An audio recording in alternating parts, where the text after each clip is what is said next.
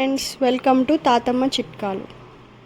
సాధారణంగా అప్పుడే పుట్టిన పిల్లలు అంటే 2-3 నెలలలోపు పిల్లలు ఉంటారు కదా, వాళ్ళకి చలికాలంలో ముక్కు దిబ్బడ పట్టడం కానీ, లేక అప్పుడప్పుడు పాలు అరగకపోవడం, కడుపులో ఇబ్బంది అవ్వడం, గ్యాస్ రావడం లాంటివి జరుగుతూ ఉంటాయి. అలాంటప్పుడు అంత చిన్న పిల్లలకి మనం మందులు వాడడానికి సతమతం అవుతూ ఉంటాం.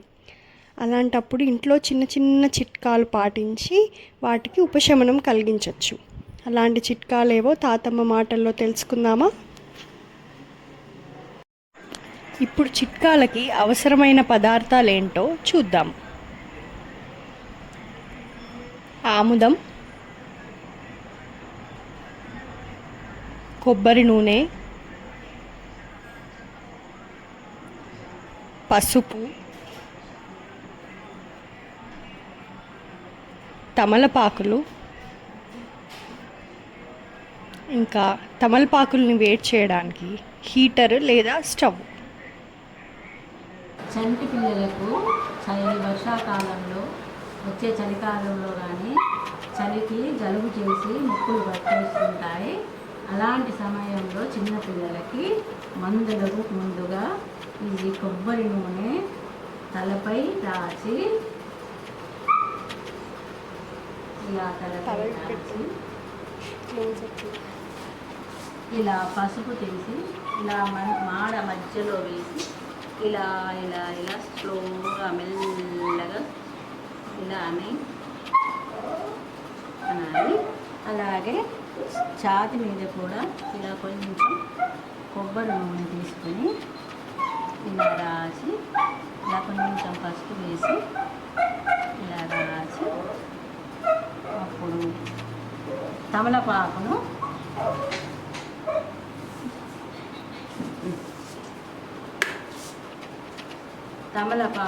వేడి చేసి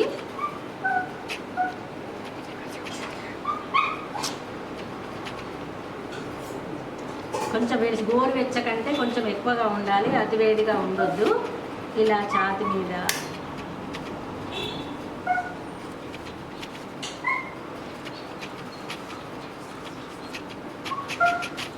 ఇలా తల మీద గోరువెచ్చ కంటే కొంచెం ఎక్కువగా ఉండేలా ఇలా పెట్టి ఇది పూర్తిగా చల్లగానే మళ్ళీ తీసి మళ్ళీ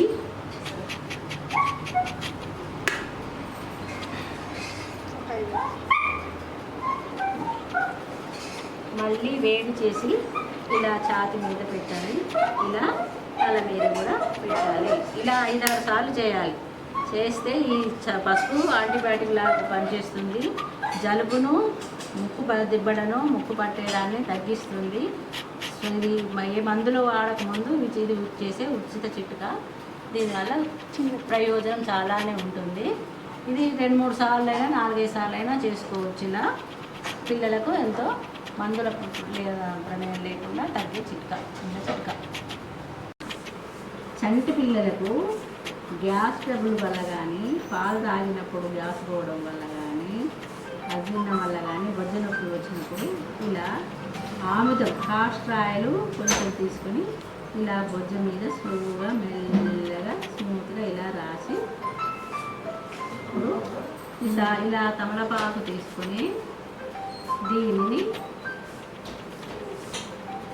స్టవ్ వేడికి కానీ లేక హీటర్కి కానీ పెట్టి కాస్త వేడైనాక గోరువెచ్చ కంటే ఎక్కువగా ఉండాలి, ఎక్కువ వేడి ఉండొద్దు. సమానమైన వేడితో ఇలా బొజ్జ మీద వేసి ఇలా కాపడం పెట్టాలి. ఇలా 5-6 సార్లు ఇలా చేస్తే కొంచెం ఈ బొజ్జ గట్టిపడడం తగ్గి, గ్యాస్ ట్రబుల్ తగ్గి పిల్లలు ఏడుపు మానేస్తారు. ఈ మందులతో కాకుండా మామూలుగా ఇంట్లో చేసుకునే చిట్కా ఇది. సైడ్ ఎఫెక్ట్స్ ఏమి ఉండవు కాబట్టి అందరూ ప్రయత్నం చేయొచ్చు.